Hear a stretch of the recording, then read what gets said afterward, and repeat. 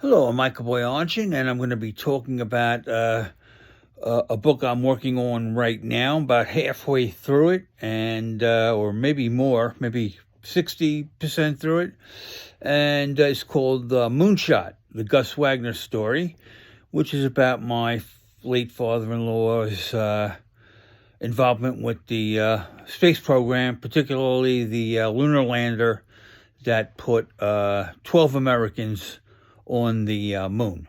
And, it's a lot about what he did with the space program, but it's also about what Jerry and I did in the way of astronomy and things astronomical.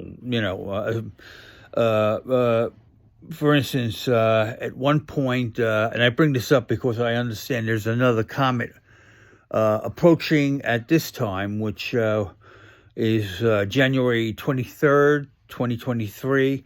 It won't be as bright as the previous major comet, which was Hale-Bopp, the most viewed comet in the history of the planet, more so than Halley's Comet, I'm told.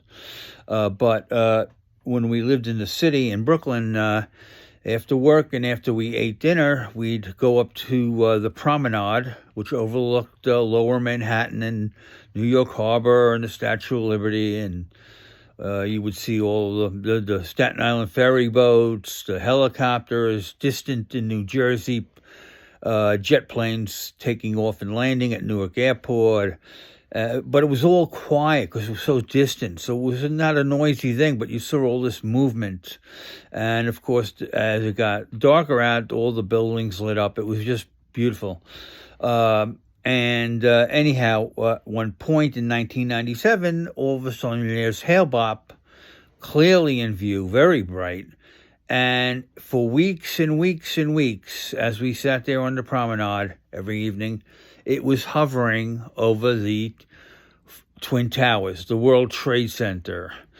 And, we were aware of the superstitions about comets and stuff, but, and we talked about it, but it never occurred to us that it would be a reality of any kind. And it looked pretty cool hanging over the Twin Towers, which were like sentries over the city of New York and the metro area in general. You could see it from almost every direction, and it was kind of always over your shoulder, very visible.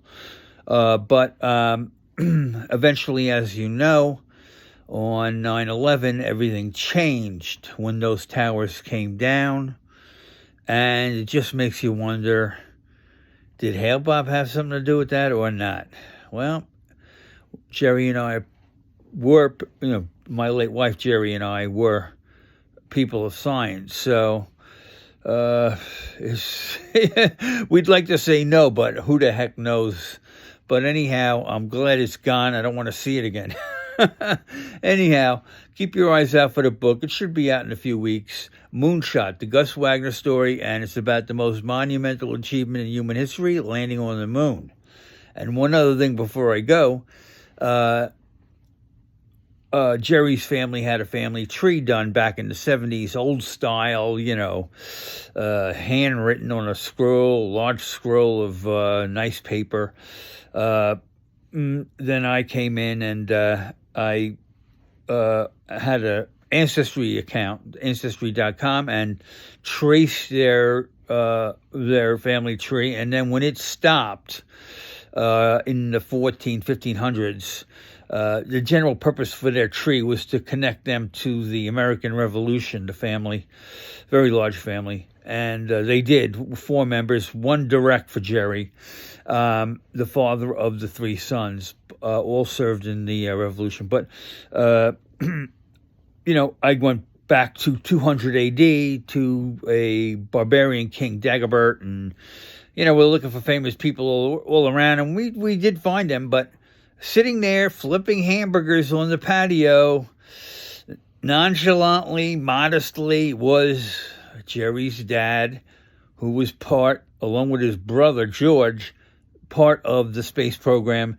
that put 12 Americans on the surface of the moon. And that's, right there is the biggest achievement in the entire family tree. And anyhow, that story again is called Moonshot, the Gus Wagner story. Have a nice day.